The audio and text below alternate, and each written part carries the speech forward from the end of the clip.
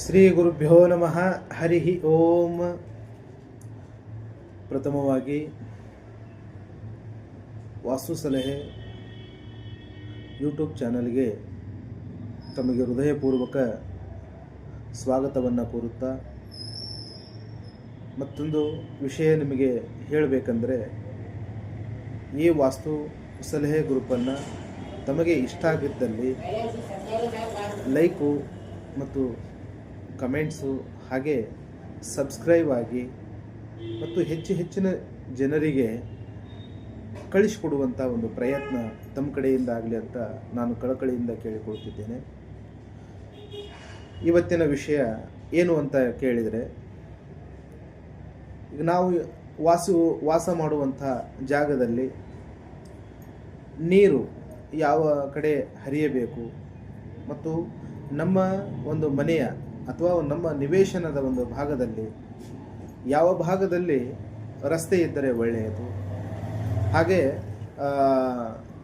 ಯಾವ ಭಾಗದಲ್ಲಿ ಎತ್ತರ ಇದ್ದರೆ ಒಳ್ಳೆಯದು, ತಗ್ಗು ಇದ್ದರೆ ಒಳ್ಳೆಯದು, ಇದನ್ನು ಹೇಳಿಕೊಡುವಂಥ ಒಂದು ಕ್ರಿಯೆ ಈ ವಿಡಿಯೋ ಮೂಲಕ ನಿಮಗೆ ಹೇಳಿಕೊಡುವಂಥ ಒಂದು ಪ್ರಕ್ರಿಯೆ ನಮ್ಮಿಂದ ನಾವು ಮಾಡ್ತಾ ಇದ್ದೀವಿ.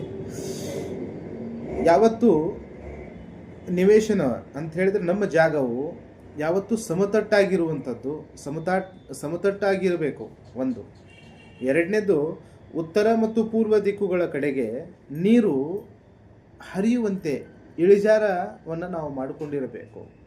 ಅದಾದ ನಂತರ ನಿವೇಶನದ ನೆಲಮಟ್ಟವು ಪಶ್ಚಿಮ ಮತ್ತು ದಕ್ಷಿಣ ದಿಕ್ಕುಗಳಲ್ಲಿ ಬಹಳಷ್ಟು ಎತ್ತರವಾಗಿದ್ದು, ಪೂರ್ವ ಮತ್ತು ಉತ್ತರ ದಿಕ್ಕಿನಲ್ಲಿ ತಗ್ಗಾಗಿ ಇರಬೇಕು.